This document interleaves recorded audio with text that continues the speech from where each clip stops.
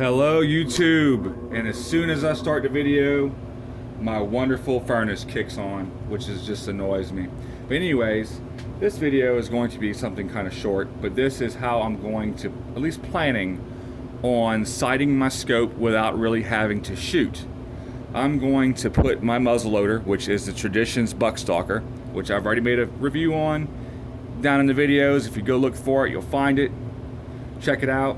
You might learn something. It is a great gun. So have these shoot through scope bases. See that?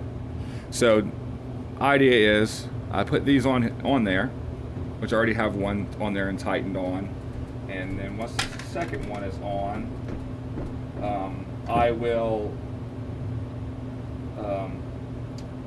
well, not just once the second one's on, I have to get a scope first. I am in a process of finding a scope that I actually want. I do not know what scope that I want yet. I did order one recently. It is a Hawke, Hawke. Really weird way to spell it with an E at the end, but it looked like it had some pretty decent reviews, so I might give one of those a shot. The one that I actually have bidded on recently is a it has bullet drop reticle in it that is made for straight wall cartridges, so I might put it on my 350 Legend, take the one off my 350 Legend and put it on here. I am not sure yet, but y'all will find out. So the idea behind this here is to get it nice and stable in my rest, and while it's stable in my rest, adjust my scope to match what my iron sights are aiming at. So I will first and foremost set my rest where my iron sights are aimed directly bullseye at 25 yards, and then set my scope to match that. So if you can see here, let's see, there we go. You can see right down there, and that's exactly what we're looking for here. So I just found these scope mounts in my box full of all kind of gun parts and ammos and all kind of cool stuff like that. So I figured I'd go ahead and throw them on there, actually get them all put together, that way I don't lose anything, and make a video. So maybe if one of y'all want to try some shoot through rings on your muzzleloader, or any gun for that matter, that you don't mind having a higher scope on, I think it's a good idea. And for some reason, if my scope happens to malfunction, if it's super cold and fogs up, which they're not supposed to do, especially the new ones that are nitrogen filled and supposedly waterproof and moisture proof, they shouldn't do that. But if one does, I could always be saved by the bell by my shoot through scope rings, and still be able to get the deer that I want, as long as it's in range for me to be able to use those. I like to have a scope because I like to put my bullet exactly where I want it and know that it went there. There's nothing wrong with iron sights, but this way I get to have both. So kind of best of both worlds. The Traditions Buckstalker comes with amazing, really good sights on it. I mean, they are made out of like plastic mostly, really tough plastic, but they're still really, really, really nice. And they are, what are they called?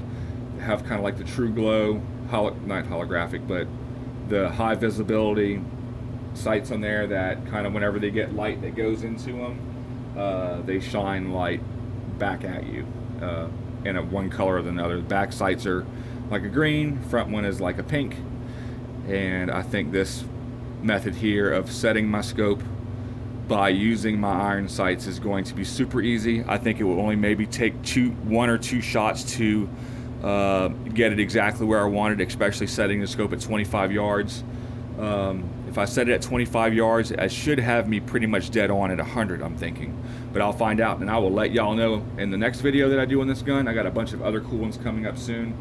Not exactly sure what order yet. I have a lot of stuff going on. But anyways, hopefully y'all enjoyed the video. Give these a shot. I don't know what brand these are, but they're pretty nice. And they were super easy to install. Make sure that y'all use some Loctite on y'all's bases though. That way those don't loosen themselves up. And make sure y'all get these things nice and snug, more than nice and snug. Give them a little bit of extra. So anyways, God bless every one of you. As always, like and subscribe. This is going to be a lot of videos on this, because this is something that's really fun to do. And I might even use this gun for opening day of actual modern rifle season here in Missouri next year, or this year, this coming season.